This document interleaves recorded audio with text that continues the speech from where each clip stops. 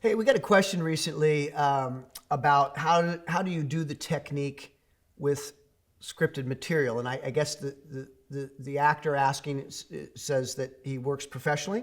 He's been taking some Meisner classes, so he's learning the foundation exercises, the repetition, but he's confused as to how this would actually translate into a film or a play. And as he went on to describe it, what he said was, basically what he said was, look, I've got my plan of how this is going to go. I've rehearsed this. And I'm not talking about blocking for camera and those things. He's talking literal performance. And I realize that there's a lot of people out there, this is their approach to acting, where you rehearse it, and now you go do it like that, right? And so, and he continued on. He said, I'll admit that there have been times on stage where my partner's life and emotion was different than I expected, different than what it was supposed to be. And I did try my best to use that, work off of that, but that it felt awkward and uncomfortable. And so basically what he's describing is a different way of working, right? And to thine own self be true, I'm just going to tell you this is the opposite of that.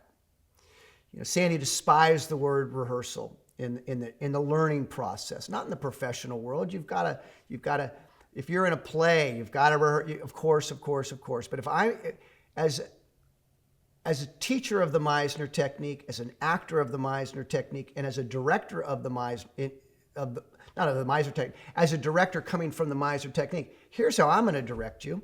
Yeah, we gotta rehearse this sucker. We gotta get this thing ready to open, quote unquote, right?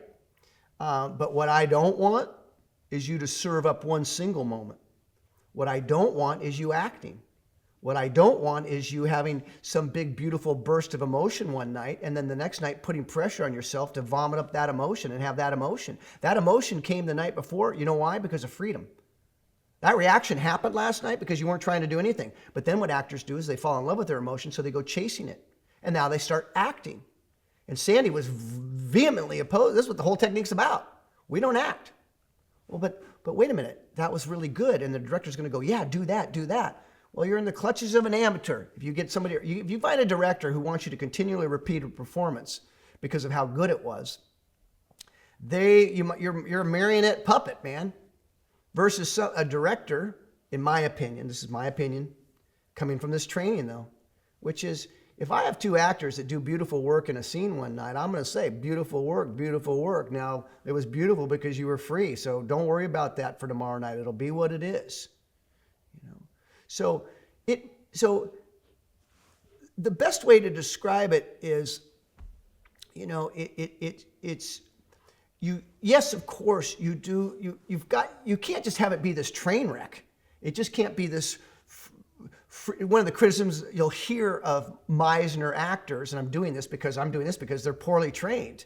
If you're trained properly in the Meisner technique, you're not going to cause problems. But there's a perception out there that Meisner actors just do what they want. They'll just do whatever because they're trained to follow every impulse. That's in class. Believe me, you can work with us on a set. You can work on a stage. We're not just going to go do what the hell we feel like doing because we feel like doing that.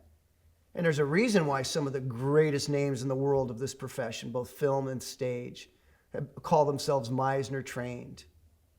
And so it's the fact that if you were to do 7 shows in a week of a live performance, that it's going to be different every single time. Not radically different. I'll stand exactly where you want me to stand. I will enter exactly what I'm supposed to enter. All of the quote-unquote blocking will be true and clean. But I'm going to work from my gut, moment to unanticipated. And some nights a little bit more will be going on. And I'm working off of you. So this is an organic experience. And again, some people they want it like a Xerox machine. Sandy once said that's the problem with so much work in this country. The entire cast could go to lunch and it wouldn't affect his performance one bit because they do it the same way every time. It's a verbatim quote of Sandy's. And so this technique is the opposite approach. And I understand it's not for everybody. They want it more rigid and structured and consistent, the same every single time. What I'm trying to communicate is it's not like one night it's a comedy, the next night it's a drama, the next night. No, God, no. If this was a road, it's just not a stripe down the middle. It's a full lane, and you got room. You move because of what's coming at you and what you're dealing with. And if your partner one night is really full and looks at you and says something like their line is, please don't leave me, and they really genuinely are present and the life coming at them is real, and your line is, I'm sorry, I have to. I'm going to work off of that. I'm going to dance with exactly what's in front of me. I'm not going to act. And if the next night they start acting, or let's just say they've been acting the whole time, and they try to serve up that emotion, and now they're faking, fake crying, please don't leave me.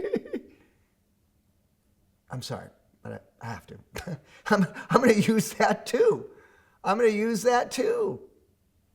And the director might go, well, that's not how it was last night. No, last night it was real. Tonight it was fake. I know that. I don't mean to be bratty. And I wouldn't say that straight to a director's face. I just say I'm just working off what's happening right there in the moment. So I think that the best, that's really the best advice I can give on that, is that it really is all about the spontaneity. It's all about not acting. It's all about working off exactly what exists and being truthful with that. And if you're working opposite someone, regardless of their training, that knows what they're doing and also doesn't act, then you're going to have this very organic dance going on, this very truthful exchange going on. One thing that does happen with really quality Meisner actors, you'll hear it all the time. It can be a little intimidating to people who are used to having it be a little more rigid, who are used to having it be a performance. We don't give a performance. This scene, this take, this play, it's never happened, is the approach we take. We're not serving up last night's moments. And again, I realize it's not for everybody. Excuse me. I do. I absolutely do. But it's the kind of work that I believe in, that I appreciate, that I enjoy, that motivates me, that captivates me, is truthful, believable work. That's what I'm interested in too. And the only way to do that is to stop the acting and not serve up your rehearsals.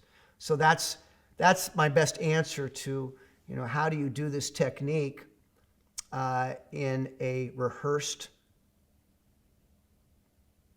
play, or let's just say the play. How do you do that? You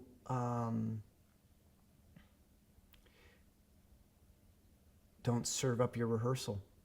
You do all that work, but then when it comes time to do this live dance, you stop acting, turn your brain off, and just trust that all the work that you did is in there, that the table's set, that everybody knows what they're doing. But now let's work off of what's really happening versus an idea. Yeah? I hope that makes sense. Okay, keep the questions rolling. We'll see you soon.